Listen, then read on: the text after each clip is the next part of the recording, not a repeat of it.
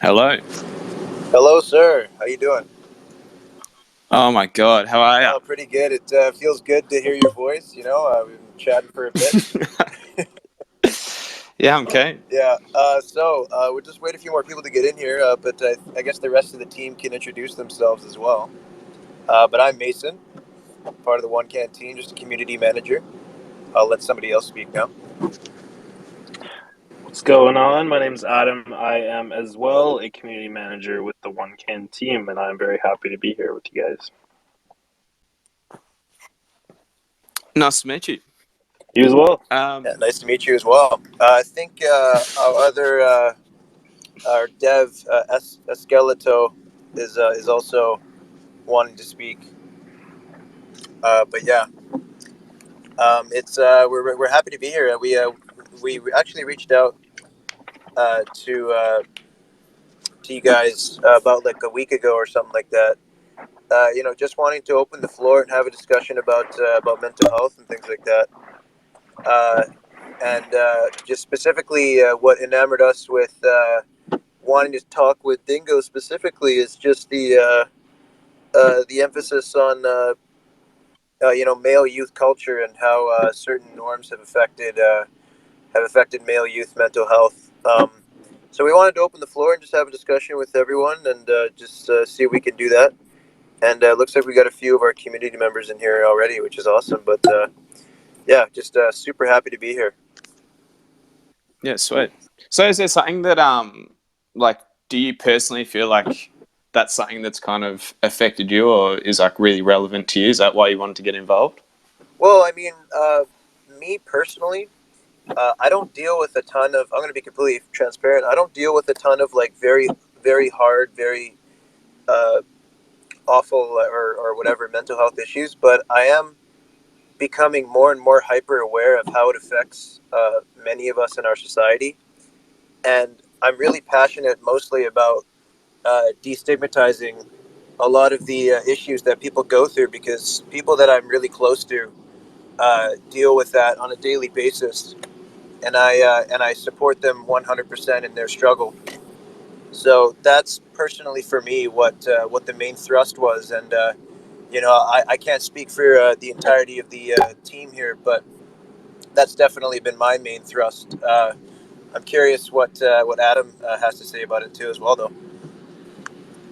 Yeah, I mean, I think regardless of whether or not you personally or like someone personally deals with it is the main thing is because we all know someone who does, right? We all have a family member, friend who we've had to watch or experience something with, right?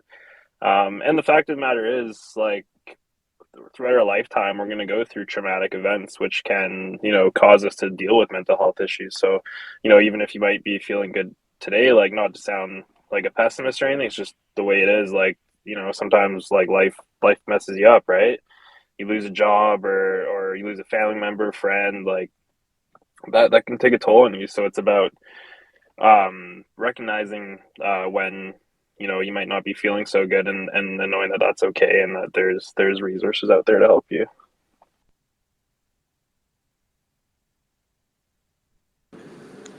Yeah, you're exactly right. Um, I think I think it's important too. Just building on that question that was asked of us is the fact that we do have a platform, albeit a small platform, to talk about these issues and to help contribute towards the destigmatization of the issue of mental health.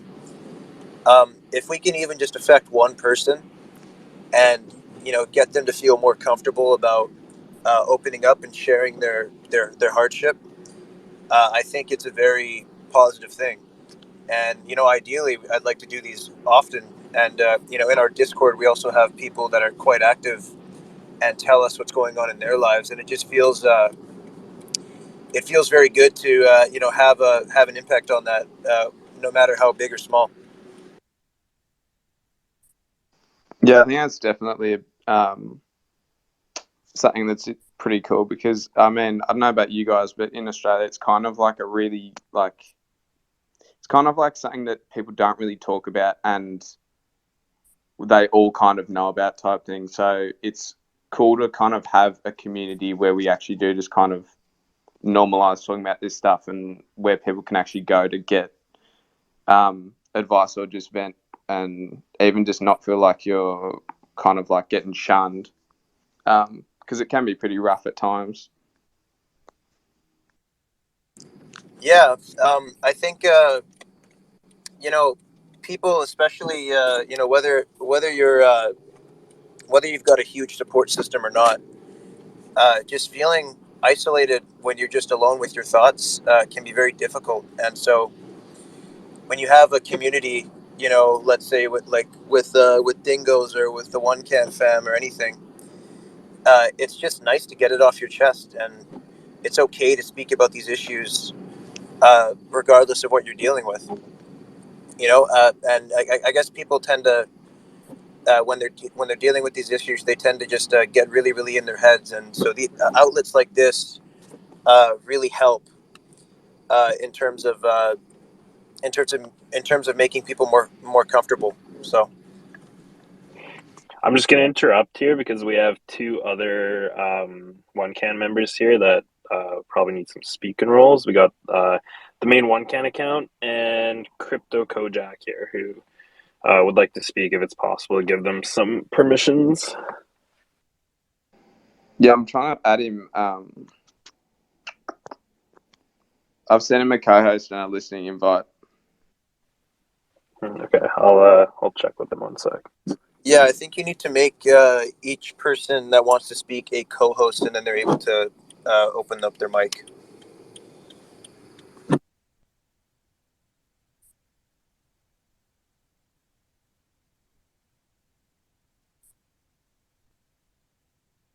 See if we can do that here.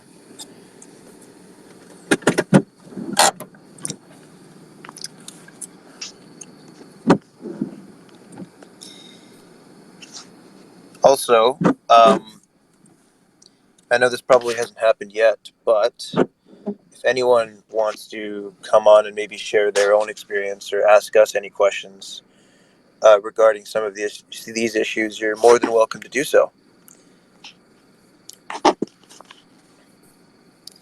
But I think there was more questions that we wanted to ask, just very generally speaking. We wanted to ask just about what are some of the best practices for maintaining your mental health on a day-to-day basis. Now, anyone is open to answer this question that is currently in a speaking role, but I guess just some like things that you do on a regular basis that maybe contributes to a more positive feeling or outlook on life. Totally. Go ahead.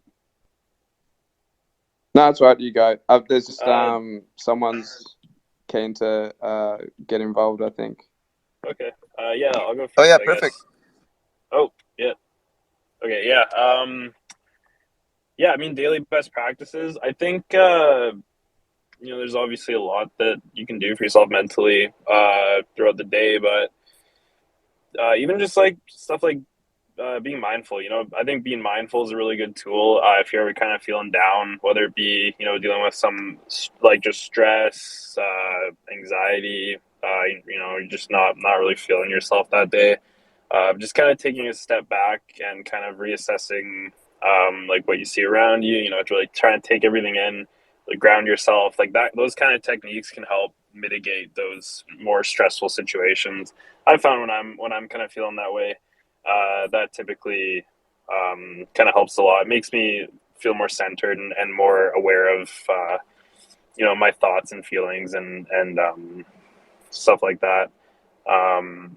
Another really good thing that's a little bit different than that, though, is just like getting out in nature, going for a walk, maybe going for a workout, playing some sports, like any kind of physical activity just really, for me, boosts my mood.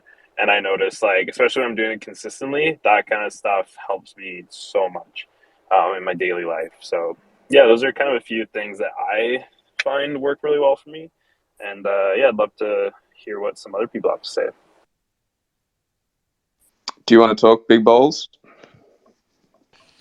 Sure. I actually had another question, so if other folks wanted to respond to that, I want to give them a chance before pivoting. Okay, fair enough. Well, I mean, just some of my quick go-to kind of day-to-day stuff. I mean, um, I've got to agree, like exercise is massive. Just kind of like, even if you don't want to do it, just drag yourself through it, and you feel so much better afterwards. Um, and then just like your basic shit, like sleep, um, eat clean, like go out, socialize, like get uncomfortable. But I mean, like, it's all sounds really simple, but the simple shit's like the fucking hardest, I reckon, at times. So if you get it right, like, it does have a massive impact. Like, it helps you so much. I like what you said. The simple stuff can be the hardest because sometimes we overlook that, right? We overlook doing the simple things right. We might not be getting enough sleep, or not eating the best, or yeah, just those really simple things that we tend to overlook in the bigger picture. Like those things do add up quite a lot and really kind of help center yourself.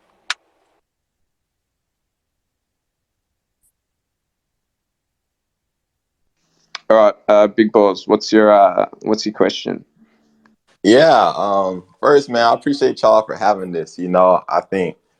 I think this is a topic that doesn't get talked about enough, especially in this space.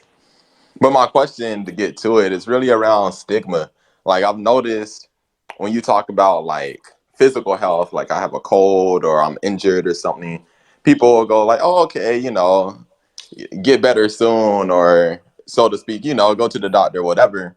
But when you bring up the issue of mental health, you say, "I've been dealing with anxiety. I'm feeling depressed. I have all this stress." It's kind of like a ooh. All right. Well, it's not like a stigma attached with it, right? Like people will treat you like, oh, well, you're crazy, or wow, do you need to go check in somewhere? That kind of stuff. I just wonder, with you all's different experiences being across the world, I think one of you is from Australia. Is that something you've all have noticed? And how can we combat it and make it more acceptable to have these kind of conversations?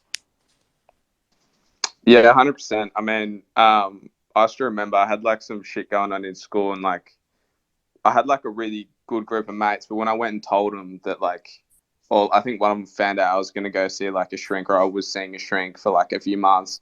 It was kind of like, oh, like what the fuck, and then they all kind of feel like weird, like they don't know what to say, and like they feel like they can't joke about certain shit, and it's like I'm still the same person. Um, and I think to kind of like, I don't know, it made me feel weird too. So like to get rid of that stigma, I feel like you almost need to just kind of like, you just got to normalize it. Like it's not a big deal. Like you don't need to be in a shit spot to like go talk to someone about your mental health. Like you can be like happy, and I think it's just going to make you better. So I think that needs to be part of the discussion too, where just because you're talking to someone about your mental health doesn't mean you're in a bad place. Like it's just like working out your head. Like it's just gonna make you a better person. So I think that's a big part in removing this stigma. So I finally got my speaking done. Hey, I'm Mescaletto, one of the devs from the OneCan team. Yeah, I definitely agree. I'd say, I've done quite a few stressful things in life, but crypto definitely takes the cake with its volatility and everything. And I, in the first few months, definitely had quite a few issues with, mental health and mental stability, quite honestly. And I agree with the point that, like, even if you're not necessarily in a very negative place, I do think it's a very positive thing to just have open discussion with those close to you. And I know one of the big things I know with the Dingos, one of the big things is men's mental health. And I think all of us have experienced it. The awkwardness of sometimes being open with your friends, like the people that are closest to you and that you think you should be able to have that conversation with. We just sometimes feel awkward because it's something that we've been taught, or we've experienced that shouldn't be discussed. But that's been one of my biggest goals with at least our Discord channel and our project, is making a really inclusive environment where even if you don't have friends in the field, we are here, and we're here to sometimes you just need to vent. That's one thing I've realized. Yeah, isn't that weird how like we you can't think back to like a specific time when you've been told not to talk about your feelings, but we all just kind of like accept that's the way it is. Like, so fucking weird. Such a stereotype. Like, oh, if you're a man, like, you know what I mean, like strong and silent, like you're not allowed to cry, like don't talk about your feelings, like be a fucking man. Like, it's just so toxic. Totally, it's like cultural thing, right? Cultural, or I guess it stems from nature, I guess, but we're such an evolved species that we should be able to kind of change that, right? And yeah, like nowadays, like if you want to talk about like that the manly role, right? Where yeah, you just shut up and you suck it up, like it's unrealistic, and like it's unrealistic to expect a certain gender to behave in a certain way, right? Like at the end of the day, we're all human, regardless of how we identify ourselves, or how we're born, right? Like it just it doesn't make sense when you really break it down. So I think yeah, just destigmatizing it, and I like your point about how like yeah, it's okay to go see like a therapist or a counselor or shrink, like even if you're not dealing with something, like even if you just kind of want to just better yourself, if you want to become a better person, that can definitely help with that. It doesn't have to be a specific situation where you have to go see a therapist, and yeah, I like the other point about like kind of seeing it like like like if you have a broken arm or broken leg, you take that as an injury, and you let it heal, right? You nurse and you tend to it, and we don't tend to think of mental health issues the same way. We kind of label people as a certain way, like, oh, you're depressed, you have anxiety, you have this and that, bipolar disorder, whatever it may be, and that's their label, right? Whereas you should look at it more as like an injury or something that they're going through, and that they can heal with time and effort and patience, right? So yeah, I like a few of those points that were brought up. Sweet. Well, we've got Old Wedge wanted to talk, and also Big Balls. You got something to say? Get your hand up. Yeah, man. I was just gonna chime in. I thought y'all said something insightful. When you was like, it's interesting. None of us can point to when we were told not to express your feelings, but we all can relate. And I think that just comes from like the response that folks be having when you do express your feelings, or like you said, you mentioned like, hey, I have a therapist, right? Like as a kid growing up, you started crying. It's like, don't be a pussy. You know what I mean? And so kind of to like wrap around back to the question, I think something that we can do to like decrease the stigma is definitely pay attention to our own responses when we're dealing with children, but also when we're talking to each other as adults. And then just like kind of calling out the responses of those around us when we, like I'm gonna have a therapist regardless of how other folks feel about it. And I'm happy to have that conversation. Because I'm gonna be a normal guy regardless. So that's all I wanted to chime in to say. Yeah, fair enough. Um, it is kind of weird, and like, yeah, just like the classic, like, don't be a pussy, especially when you're going through school and like you're being a team or something, and it's like, don't be a fucking pussy, like, suck it up, and you just expect it to do the same thing. So you're all kind of like, everyone's equally scared, but they like bring up this whole thing of like, they set this bar that no one wants to reach, but everyone like gives themselves. So it's like, nah, you got to be tough. Like, don't be a fucking sook. It's pretty rough, but I don't know. I think especially like as someone was saying before, how it's kind of like, oh, we label people as like, oh, you're depressed, or you have anxiety. I think it's also like um, interesting to think about the fact that it's kind of like a spectrum. So someone might have depression, but they might be a little bit depressed, or someone might be really depressed, but we label it as one thing. You've got depression. I think um, a lot of like our dads and shit probably had the same thing that we probably go through personally, because a lot of it's genetic. So like when you think about how they would have had to deal with it, and how their relationship with their dad would have had to like deal with that, it's kind of like you can start to understand why they try and build up this facade of like, nah, I'm a man, like I'm not scared. But I think realizing that is kind of part of the whole thing of like, that's how you can break it down and start to like normalize, like, yeah, I can still be like tough, but like be open to like talking about my feelings and stuff like that. I don't know. Yeah, I like what you had to say about the kind of how it's being on a spectrum. Like, yeah, like it's there's no like you're not if you're depressed, you know you might be like just feeling a little down, or you could have like really severe depression. Like there's no but it's used, this one word is, it just describes it all. So I think that kind of has to change, just seeing it as that rather than this like clinical term is pretty important. But let's let Old Wedge speak, because I think he's got something to say. Thanks for that. I thought I'd speak because I am probably the old guy in the room. I'm an Australian and I grew up in the 1980s.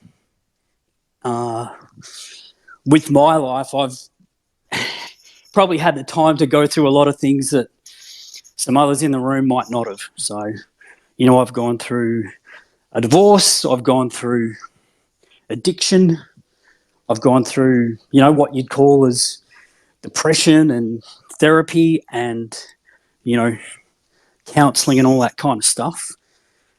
I've been able to do that in my early life while maintaining, I guess, a masculine facade on the outside and maintaining, success in a workplace and a whole lot of things where I would stump up and suck it up during the day and then just go home and drink to numb in the evening, because that was my, I guess, medication. So I did it for a lot of years. All the things that you guys have been talking about as ways to deal with it, I think, exercise is one of the key ones. So, it's true. As long as you get a healthy body, it doesn't give you a healthy mind, but it gives you a bit of resilience. When you're unhealthy, it's just another thing that's gonna weigh you down. And with your addictions, I found that, taking alcohol was one way I could turn everything off. But, I learnt after a long time that what I was doing was just stealing my happiness from the next day, because I'd mask all my problems and then not deal with them. And then they're still there. So, you guys are on the right track with what you're talking about. When you talk about stigma of mental health, it's probably, to be honest, a lot less of a deal now than it was when I was younger. It is improving. Like, workplaces now have, sometimes, they have people who are there to deal with your mental health. In the past, they didn't. People, you can talk about going to, a therapist now without people thinking you're insane. It just takes, a bit of a conversation. But I found, like, if it's among young men or older men or whatever kind of men, the best way that you personally can break down the stigma of a mental health conversation and make it more open is just to give people permission to talk to you. Give them permission. Like, it's saying, hey, if you're ever feeling something, be vulnerable. I'm not going to judge you. I'm going to allow you to speak. And one way you can encourage that is be vulnerable yourself, but do it in a moment when you're strong. So when you're feeling really good and you see someone who's a bit down, you tell that person about your dark times, be vulnerable to them, tell them, what you did to get better or the fact that you just got better naturally, so they can see a light. They know that someone they know has been through shit and they've dealt with it. And it just gives them hope because, in my workplace, people look at me as a successful person. I manage mental health within it. And no one knows what's gone on in my past until someone comes to me to help and I tell them. And they're just blown away. They say, but you're this guy, you're that guy, you're doing this for us. I'm like, yeah, and the reason I can do that is because I get you. I'm not going to judge you. And it gives people then a link, and then you can provide that way to get them more help. Because once people start talking, that's their first path to getting help. So I just wanted to, again, say to you guys, the fact that you're bringing this up like in a Discord, NFT game network is absolutely fantastic. Like, who would think to do that? So, really big kudos to you guys. It's really important. So that's all I had to say. Thanks, man. Hey, can I just ask you real quick, what was your experience like seeing therapists and kind of going through that system? Like, would you say positive? Would you say it kind of made you have to go out and solve the problem for yourself because it wasn't working? Like, what was it? Sure. I think the first time you do it, it's very intimidating. And it's frightening because you've got to be vulnerable to somebody who you don't even know. And you've got to rely on, their expertise and skill to get you through something. But, it's an understanding of you've got to find the right person as well. Sometimes you can sit down with a therapist and you just don't click with them, right? And it doesn't work and you don't come out of there feeling better. And if that's the case, you just get a new one. Like you do go, no, this didn't work. And sometimes it takes a few goes to find the right person. But it's just understanding that the right person's there. And once you've been there and done it a few times, it's no longer a stigma for you. You're just going in and you're chatting to someone. And I still see a therapist even though I feel strong and even though I don't feel depressed and even though I don't feel addicted and my life's in good shape, everything's kind of cool, I still go to a therapist every 2 months because that person, I don't have to get to a bad state anymore. When I'm a little bit off, I can talk to someone about how to get to right. Or if I'm feeling good, it's about, okay, what can I do to feel great? So you don't need to start getting help when you're in a crisis. You actually start getting help when you just feel a bit off because that prevents the crisis.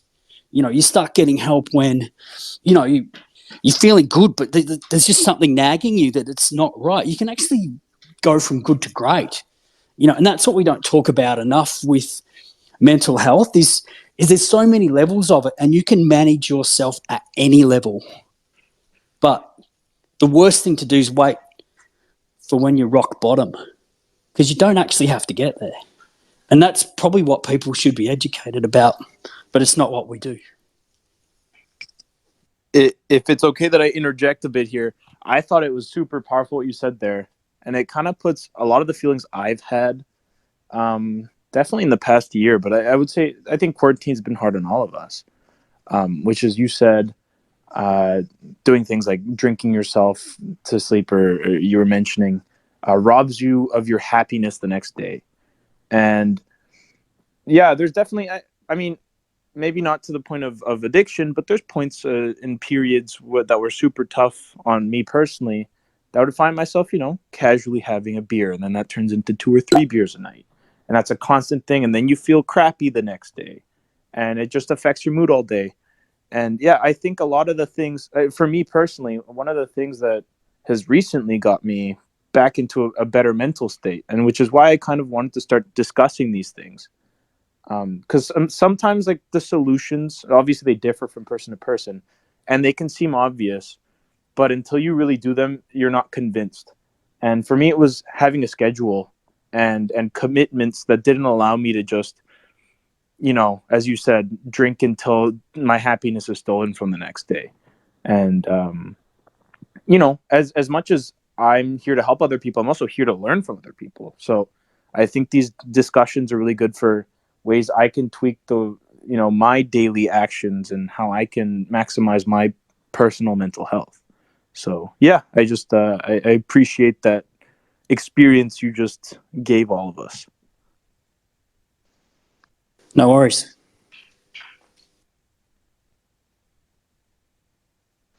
Yeah, that was a really good insight. One of the things too, which I think is kind of interesting, is like, I was talking to a mate about this the other day. It's kind of like, at what point do I become an alcoholic, or at what point do I become a drug addict, or at what point does my habit spill over to and I think it doesn't matter. Like, the conclusion we came to is it's not actually about how much you drink necessarily. It's more about the principle behind, like, I'm not an alcoholic if I have a six pack. I'm an alcoholic if I have to have a six pack. Do you know what I mean? And Oh yeah, Wedge, I mean, 100%. yeah, Yeah. So Wedge obviously has gone through some intense shit. But I just think that's kind of an interesting point, because it is a spectrum and it's all relative to people personally. So it's not to discredit anyone just because, you know, you feel that you have to have a cigarette. It's like, that's exactly the same addiction that someone else might be going through. Yeah. So I just thought that was interesting. I'm just going to say, just if you know, looking at a reference, when I realised personally that, you know, my issue with alcohol was not, I guess, let's start straight, was a pure addiction, right? When I realised, you know, that I could add the title alcoholic, you know, to my little, you know, subjects beneath who I was, it came from standing in a bottle shop, you know, after having a day at work and before I got home to my family, and I'm looking at all the different things I could have. You know, maybe it was wine, maybe it could be beer, maybe it could be scotch or vodka, or, you know, whatever. I could have whatever I wanted. And I didn't want any of it. I didn't want to have any of it. But I had to have something because I had to have a drink. But I didn't want any of it. So I bought something and drank it. But I didn't even want it. And it's, for me, it's like, no, you know, that wasn't you controlling what you're doing. You know, that's a drug that's controlling you. You didn't even want it, but you did it. You know, and that's whether you call it a habit or whether you just call it an addiction, like whatever. But it's when you realise that substance, whatever it is, it could be any drug, cigarettes, whatever, food, even if it's, you know, a certain food you're addicted to, when you're controlled by the substance, then you have to start thinking about your relationship with it. And maybe you can't have one with it. It depends on who you are and where you're at. But you have to think about it. So that was my trigger. That makes sense. Yeah, I'm happy with how productive this chat was. I mean, I was just pretty open to whatever would happen, but I do think, especially in this day and age of, like, in my opinion, almost over connectivity, where you can see what everyone's doing at all times, it is really easy to just kind of get stuck in your own head, question your progress, question how well you're doing in life versus these idealized lives that the people live through. And I think it's nice to be able to come on and chat with you guys who are, you know, successful people, and we are not the only people going through these personal challenges, I guess. And I think there's a lot of good strategies here to dealing with that, because, you know, as much as the brain is like your number one asset, it's also sometimes your number one enemy. Like, it causes a lot of problems that never needed to happen. That's so true. And to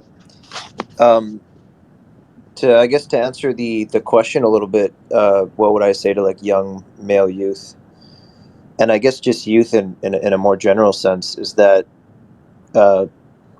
Esqueleto brought up a good point. It's like, you know, what you see on social media and in this age of overconnectivity, like these are like the most idealized, like best case, like what people are showing their best face on social media. you're not going to post a picture where you look like trash, right? You're gonna make sure that you look nice and shiny, right? And so when you tell that message to a young person, like, hey, what you're seeing is not completely real, and it's an unrealistic standard to compare yourself to when you're considering where you are in life, right? Because I mean, when I was younger, I would consider, oh man, like, that guy, that popular guy must be living the life, or like, oh, I can't believe I can't get a girlfriend, or like, or this kind of thing, right? It makes you feel as if like you're alone and everybody else around you is having such a great time. So I think what I would say to a young person right now is that you can't, like, don't conflate what you see on social media with what reality is. And obviously, like, you got to add more context to that statement, but very generally, I think that's a good thing to live by, especially when you're talking about mental health. Mason, can I say I 100% agree with you? I am so lucky that I grew up in a generation that didn't have social media. We might get bullied at school, right? You might have a shit time, but then you go home and it stops until the next day. Because we weren't connected, right? You didn't know what was going on. You didn't have people posting shit at you. You didn't have people posting how wonderful you are. Youth today, they've got life to deal with, and then this second life, which is just full of lies, And you were spot on. You said people post the very, very best of themselves, which is like one snapshot of their day that they've probably faked, and you get to compare yourself with that, and you feel shit. I mean, young girls in particular, they've got all this body image stuff because there's so many people out there posting how you should look or how you should be. I mean, young guys too, I guess. And it's all lies. So, I mean, I've got my own kids who are youths, and, they're full on into social media. And as a father, I don't know how to manage it apart from try to continually encourage them to understand the truth behind it. But you can't take it away from them because they need it to be part of society now. But at the same time, you can see the damage it's doing. Fucking hell, I mean, the best thing to do with social media is delete it if you want to be mentally healthy, but you can't. So, but the points you're raising about it are just so spot on, so on point. Oh, everything you just said was completely on point as well. It's like it's such a tug of war because you need it to function in society right now, social media, that is. But it's just so detrimental to mental health, right? Like I can look at 5 hours a day on my phone, social media, because I actually track how much I'm on my phone, which is pretty enlightening when you do that. And most of the time it's social media.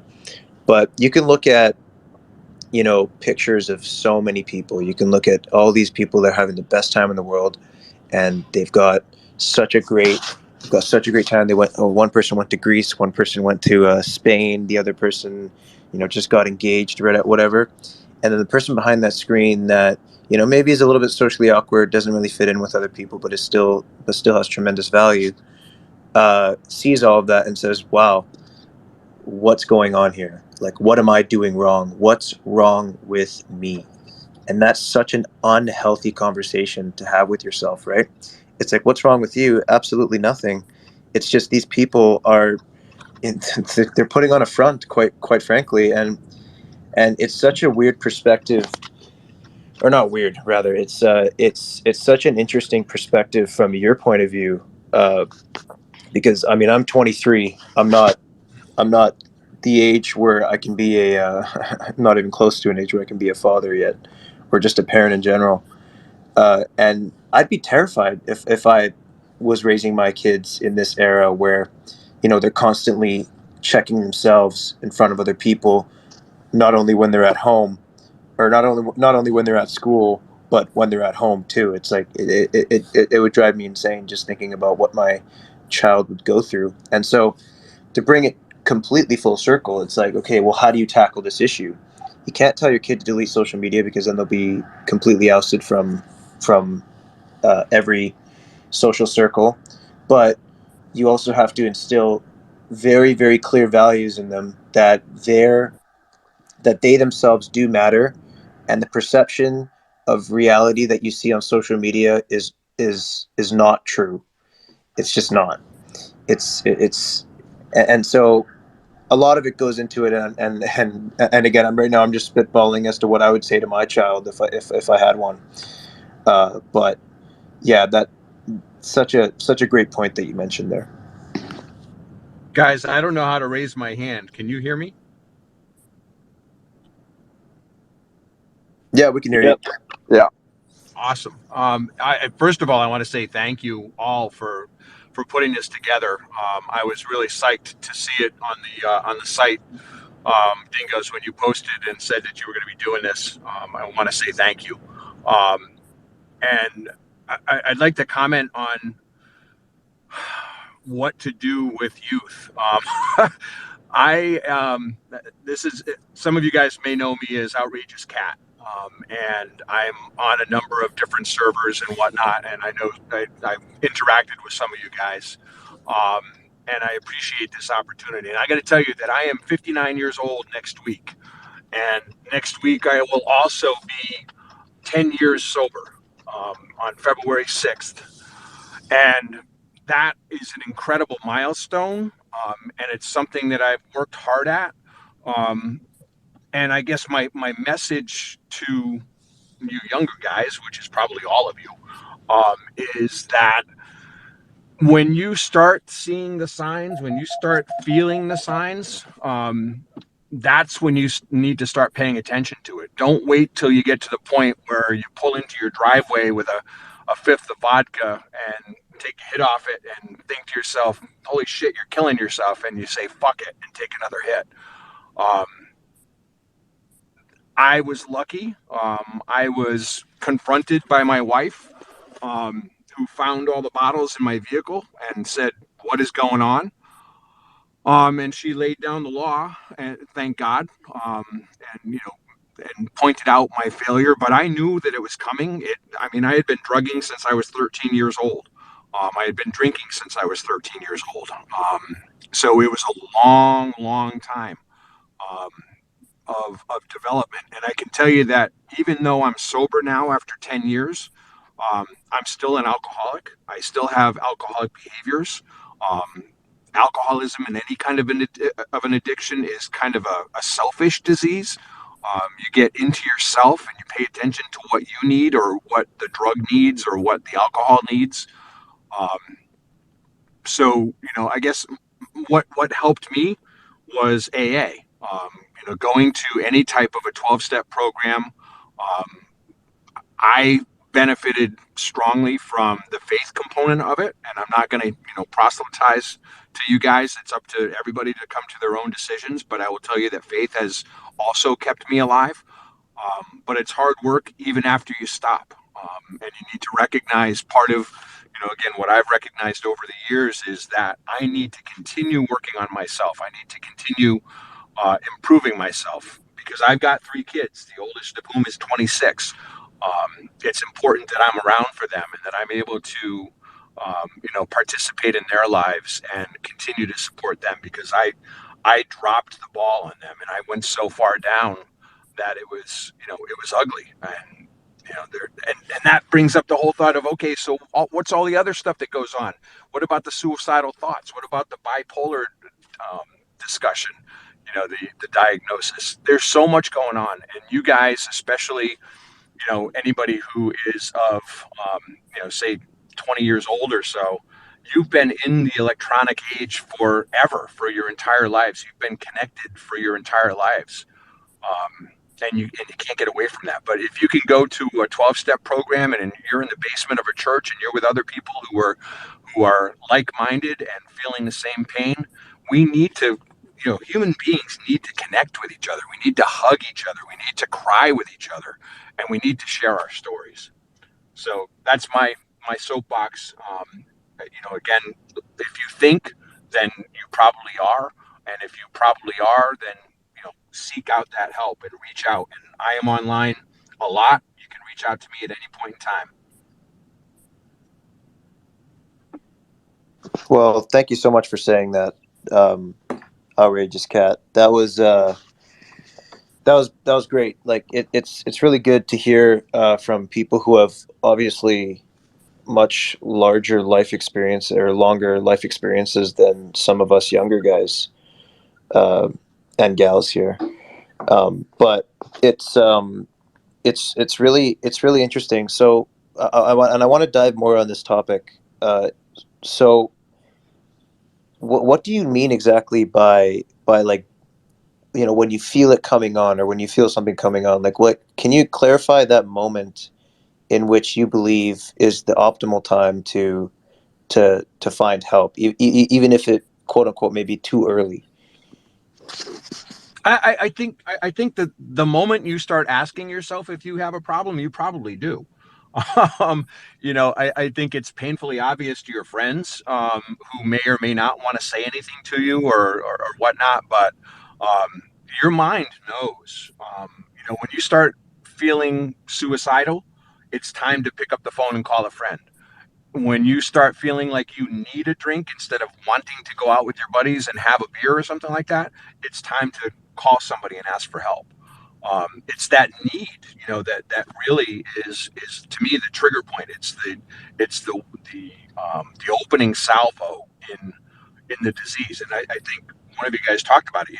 Needing a cigarette, needing the food, needing the booze, needing the coke, needing the pot, whatever it is. Not to say that pot is addictive, that's a whole nother story. But when you start to need something more than you need to be with your family, or more than you need to be out with your friends, that's a problem. Yeah, okay, that's very insightful. Then that was because I was a little bit confused, but that makes complete sense. Thank you so much for sharing that. I really appreciate that. My pleasure. And Thank you guys for putting this together. yeah, no Hey, can I worries. just chime in there and say thanks? I realise now I'm probably the second oldest guy, not the oldest. So I've lost a bit of the title. That's okay. I forgive you. It's fine. But someone said there, how do you know if it's too early? Like, it's never too early. Right. And as you said, once you're questioning, then you've got your answer because you've asked the question. Great point. It's never too early. It's also never too late. But it's never too early. Very, very good Simple. point. Yeah, I might have mentioned this before or earlier, and sorry, I don't want to take up any other speaking time from anybody else. If anybody wants to chime in, feel free. But I mentioned this earlier as well. But I've not really had much experience with dealing with sort of any pressing mental health issues. But it's something that affects people that are near and dear to my heart. So I've just been trying as much as possible to learn about it, and to raise awareness and to destigmatize, because that's how I feel we can get through this together, and to maybe tackle this issue in a more impactful way. And so I guess this question may be leading into something that a few of you can speak on. Uh, I guess how to approach a friend or a family member or something in a constructive way, that may be dealing with something, or maybe dealing with an issue. And what's the best way to help someone that is near and dear to your heart? Oh, sorry. Go ahead, Dingos. Oh yeah, sorry. This is just something which I've like kind of tweaked. One of my really good mates, we found out that his mum is like late stage 4 ovarian. She's got um, like 4 or 5 months to live.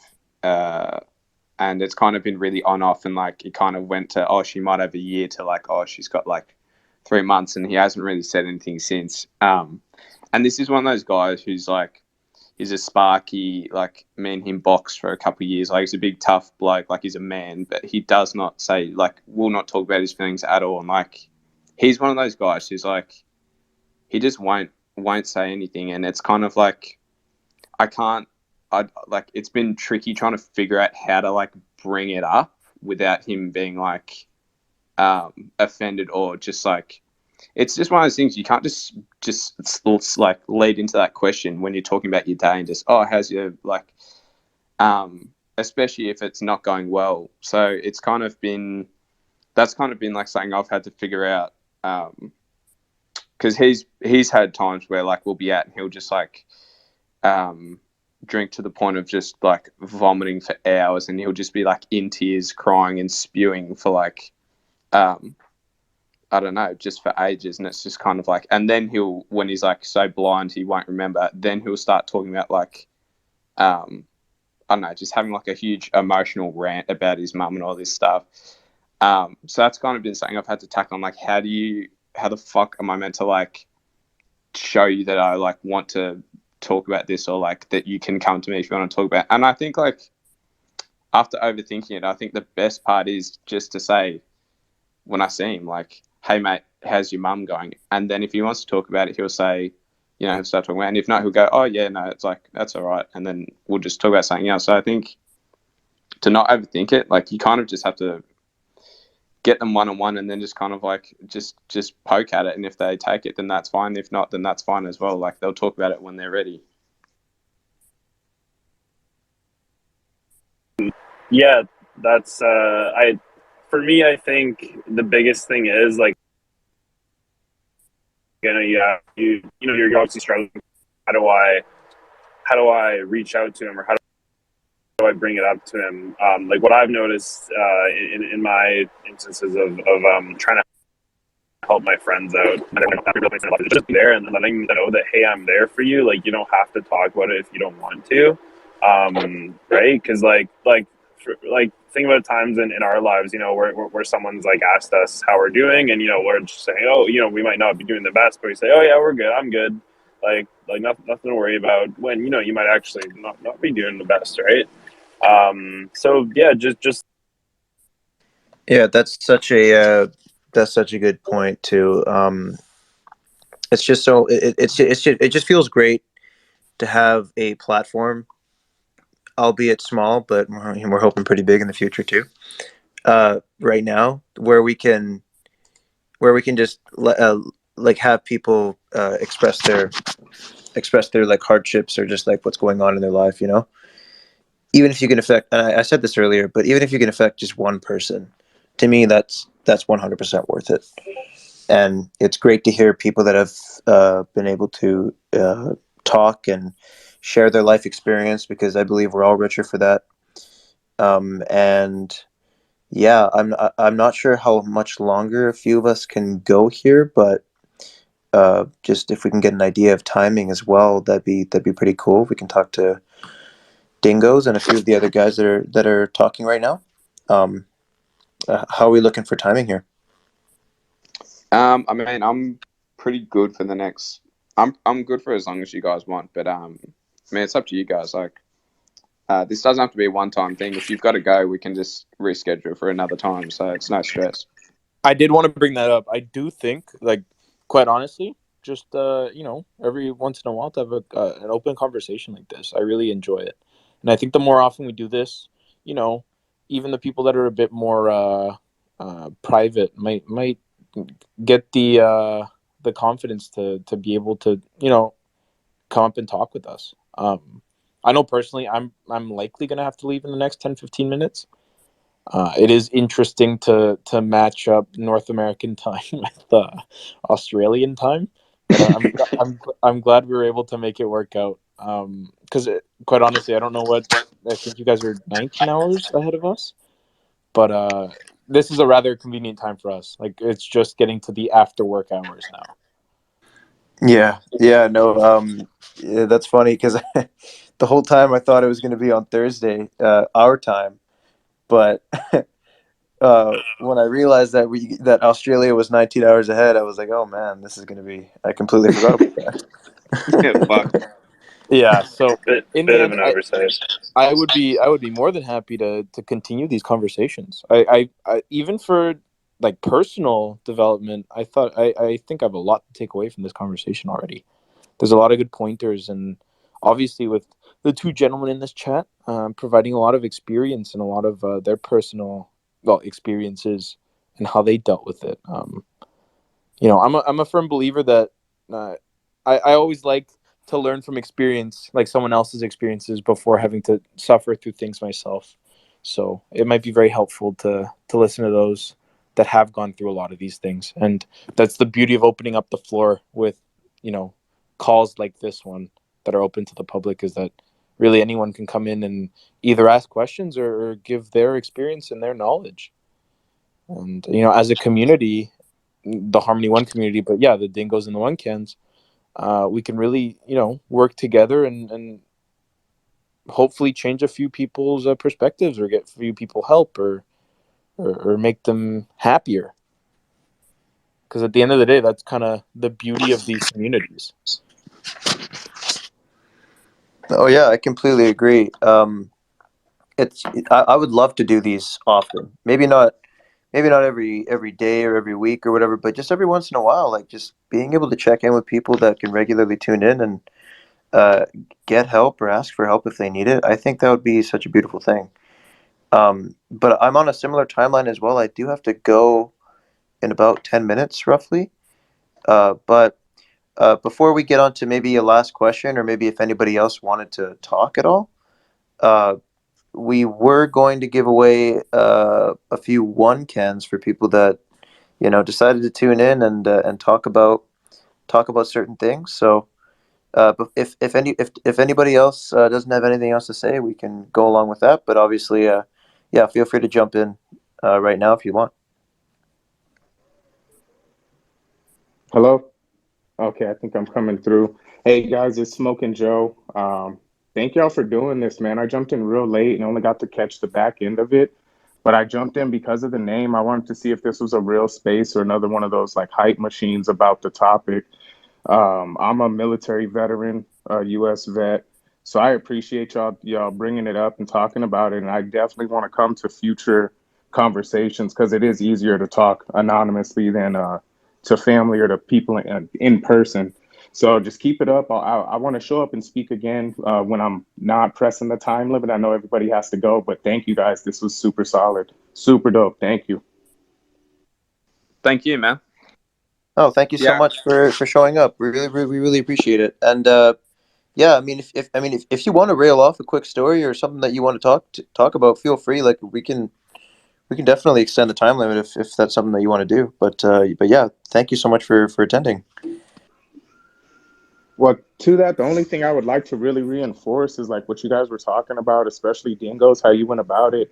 Like if you got dudes that are struggling, they're not going to open up easy, and it's not going to be like, oh, I asked twice and that's my job as a friend, it's done. You're going to have to go in every day and pick at it a little bit, and in a forceful like, hey, I'm your friend, I'm going to be here way, but in a soft like, yo, when you're ready to talk about it, go ahead kind of way. So just saying something every day, saying something positive, being there and reinforcing that friendship, it'll definitely go a long way.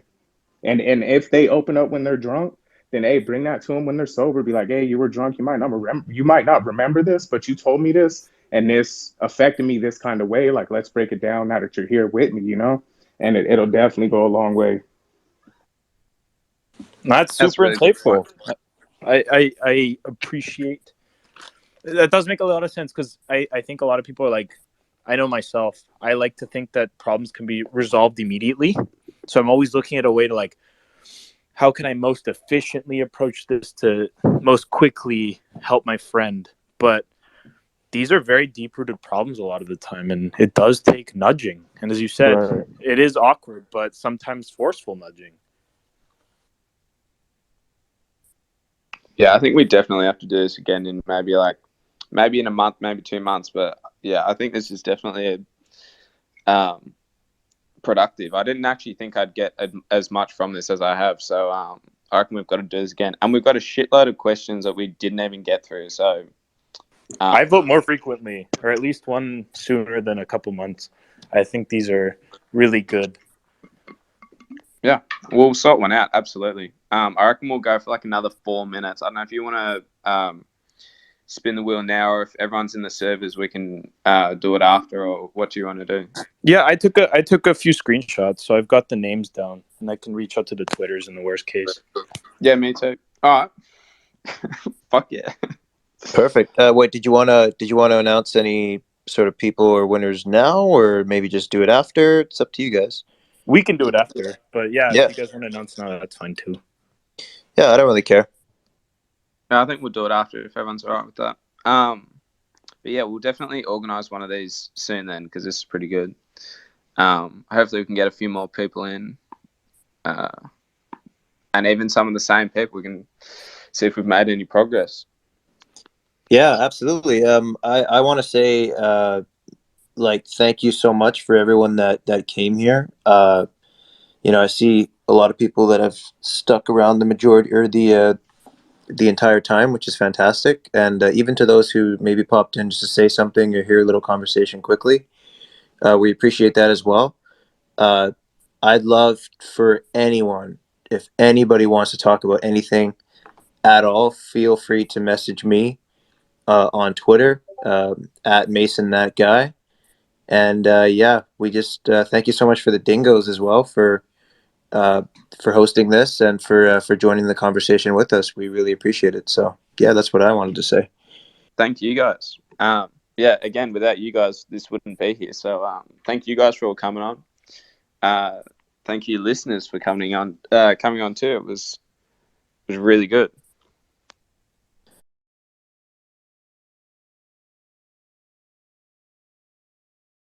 Perfect. Yeah, I'm gonna skedoodle, but I very much appreciate everyone taking the time. This was even for me very constructive. So I was very happy with how this came out, and I look forward to having one rather soon. All right, well, I think we'll wrap it up then. Thanks, guys. Yeah, thank you very much. The winners of the giveaways will be announced after the call. So thank you. Take care. Thank y'all. Yeah. Take care, guys. Good talking to you and good hearing some of those stories. It's like everyone